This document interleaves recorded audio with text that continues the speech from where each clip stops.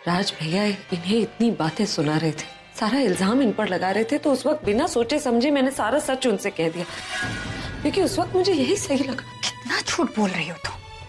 हाँ, मुझे पता है कि ये सब कुछ तुमने जानबूझकर किया है। वहां कमरे में सब लोग जान गए थे ना, पोल खुल गई थी राज की कि राज ही वो इंसान है जो इतने दिनों से आलिया की मदद कर रहा है। तो फिर मेरा सच राज को बताने की क्या जरूरत थी तुम्हें? राज भैया का सच सामने आ गया, पर कैसे? अब तक ये बात मैंने उनसे छुपा कर रखी थी। मैं चाहती थी कि राज को कभी ना पता चले। मुझे पता था कि राज को जब ये बात पता चलेगी तो वो टूट जाएंगे, अपने आप को संभाल नहीं पाएंगे। और प्रज्ञा, मैं अपनी गलती की सजा भुगत चुकी हूँ ना। इतने दिनों तक राज जेल में रहे, ये सजा क्या मेरे लिए कम थी? बोलो। मैं सोचा था कि राज अब जेल से वापस आ गए, उनके साथ जिंदगी की एक नई शुरुआत करूंगी। कोई डिमांड नहीं रखूंगी उनके सामने, उन्हें इतना प्यार दूंगी कि जेल में बिताए हुए अपने सारे गम भूल जाएंगे। लेकिन तुम्हें पूरा एपिसोड देखिए ZEE5 पर। उसने घर वालों के लिए क्या क्या किया है ये हम जानते हैं, तो कैसे कोई घर वाला उसे धोखा दे सकता है? क्या हो क्या गया है? लालच, पैसों का लालच ना इंसान से कुछ भी करा देता। जब राज भैया जैसा सच्चा और ईमानदार आदमी पैसों के लिए इतना कुछ कर सकता है तो किसी और से तो हम क्या ही उम्मीद कर सकते? मां, भरोसा जैसी चीज तो बस कहने और सुनने के लिए रह गई है। हम करे भी तो क्या करें? जो कुछ हो रहा है उसे बदल थोड़ी ना सकते। बदल तो नहीं सकते, लेकिन कम से कम इसके बारे में सोच तो सकते हैं ना। साफ साफ दिख रहा है कि अभी को हमेशा करीबी लोगों ने ही धोखा दिया। पहले उसकी वो पत्नी प्रज्ञा, फिर उसकी बहन आलिया, फिर बड़ा भाई राज। वैसे भी जो दिल के बहुत करीब होता है ना, धोखा हमेशा वही देता है, क्योंकि हम अंधे हो जाते हैं ना उसके प्यार में। हमें कुछ दिखता ही नहीं है, ना दिमाग काम करता है, ना आंखें, और फिर हम उसे मौका दे देते हैं कि वो हमें चोट पहुंचाए। इतनी चोट पहुंचाए कि वही हुआ है अभी के साथ। तू तो उसका दोस्त है ना, उसका अच्छा चाहता है। मां, पर आप ऐसी बातें क्यों पूछ रही? लेकिन मैं चाहती हूँ कि तू उसकी शादी जल्द से जल्द तनु से करा दे। आपको पता है ना आप क्या बोल रहे? अभी की शादी तन्नू से? हाँ, मुझे पता है कि मैं क्या बोल रही हूँ। और क्यों ना कर ले वो तनु से शादी? कितना अकेला पड़ गया है वो, कोई नहीं है उसके साथ, ना बहन, ना पत्नी, ना भाई। तो तू ये समझ नहीं सकता कि उसे इस समय एक साथी की जरूरत है? मां, अगर अभी ने तनु से शादी कर ली तो को बुरा नहीं लगेगा? मुझे बिल्कुल बुरा नहीं लगेगा, और मैंने तो शादी के लिए अपनी इजाजत भी दे दी है। इजाजत? हाँ, आपने अभी से इस बारे में बात तक कर ली? वो मुझे बाजार में मिला था, तनु के साथ था, और उसने मुझसे इजाजत मांगी, और मैंने हाँ कह दिया। और क्यों ना कहूँ मैं? उसकी आज जो भी हालत है उसके लिए मैं भी जिम्मेदार हूँ। मैंने अपनी बेटी की शादी उससे कराई थी। लेकिन अभी तो प्रज्ञा दी से प्यार लेकिन प्रज्ञा अभी से प्यार नहीं करती। राज, देखो आज मैंने तुम्हारी पसंद का खाना बनाया है। आपका फेवरेट आलू का पराठा बनाकर लेकर आई हूँ। मुझे पता है आपको बहुत पसंद है। खाइए। आपने रात को भी कुछ नहीं खाया, अभी तो खा लीजिए। खाना नहीं खाएंगे तो कमजोर हो जाएंगे ना, प्लीज थोड़ा खा लीजिए।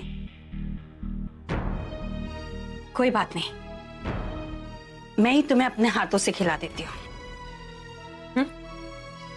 आ करो। खड़ा हो यहाँ से। ये सब प्यार का नाटक करना है तो किसी और के सामने जाके करो। जाओ यहाँ से।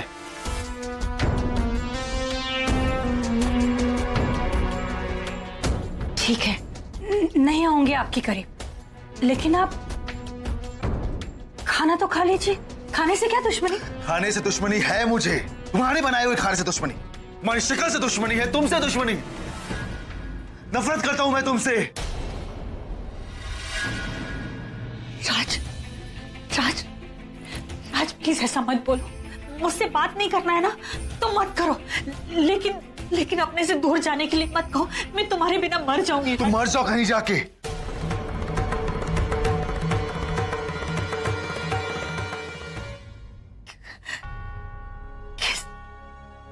तरह से बोल रहे हो मुझे?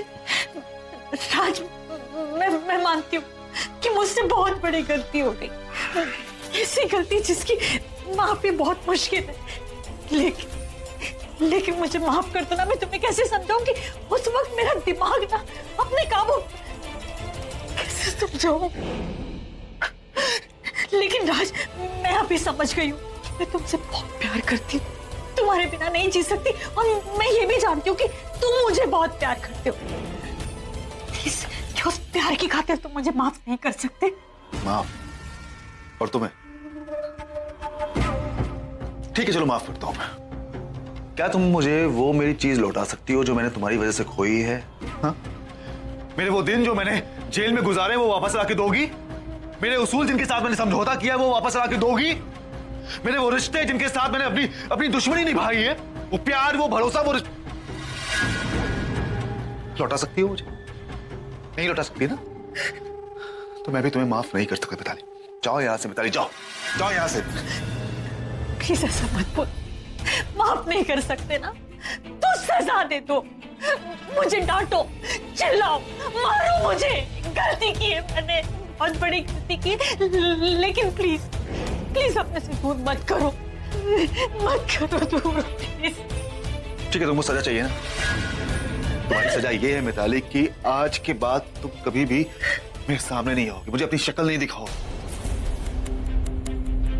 क्योंकि मैं नफरत करता हूं तुमसे। ये कैसी बातें कर रहे हो राज? तुम्हारी बीवी हूं मैं। ऐसी बात की तो तकलीफ है मुझे कि तुम मेरी बीवी हो ना। मैं अब तुम्हें छोड़ सकता हूं, ना ही मैं तुम्हारे साथ में रह सकता हूं। समझे तुम? जो कर सकता हूं वो है सिर्फ और सिर्फ नफरत। रोनी रोनी, 1 मिनट, जरूरी बात चल रही है। अरे ये क्या किया आपने? आपको पता है कितनी इंपॉर्टेंट बात चल रही थी? भाड़ में गई तुम्हारी इंपॉर्टेंट बात। पहले मुझे ये बताओ, तुम्हें जो पार्सल मिला था वो किसने दिया था? पार्सल? कौन सा पार्सल? अरे वही पार्सल जो थोड़ी देर पहले तुमने मुझे दिया था। अच्छा वो वाला पार्सल, वो तो मैंने दिया था। लेकिन आप इतनी आग बबूला क्यों हो रही हो? उस पार्सल में ऐसा क्या था? देखो, ज्यादा स्मार्ट बनने की कोशिश मत करो, जितना पूछा उतना जवाब दो। वो पार्सल तुम्हें किसने दिया? मैं आपको क्यों बताऊं? मैं आपके लिए जॉब करता हूं। लास्ट टाइम पूछ रही हूं, सीधे सीधे बताओ वो पार्सल तुम्हें किसने दिया, वरना मुझसे बुरा कोई नहीं होगा। मुझे पता है, मैं जानता हूं आपसे बुरा तो कोई हो ही नहीं सकता। हाथ दीजिए, ताली ताली। क्या चल रहा है वहां पे?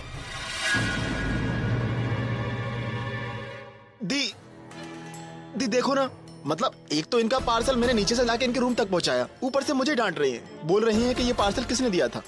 अब आप ही बताओ दी, सुबह से शाम तक इतनी डिलीवरी के लिए आते हैं लोग, तो क्या मैं सबका कॉन्टैक्ट नंबर और एड्रेस लेता फिरूंगा?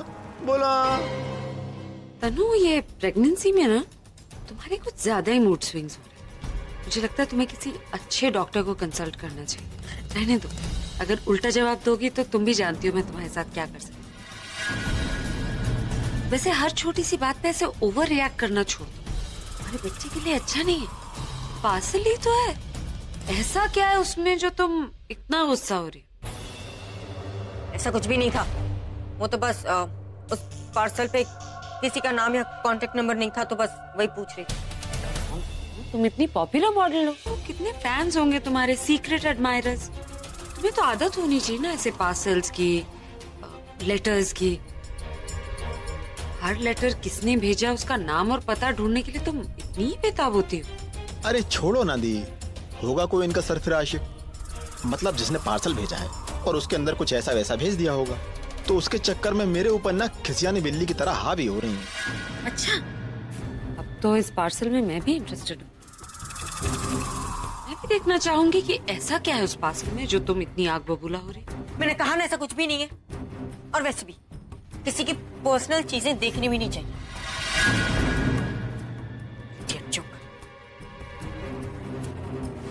Thank you. वेरी गुड, जैसा सोचा था तुम वैसे ही रिएक्ट कर रही हो। बस अब उस इंसान के साथ मेरी बताई हुई जगह पर पहुंच जाना, फिर तुम्हारी स्टोरी का दी एंड।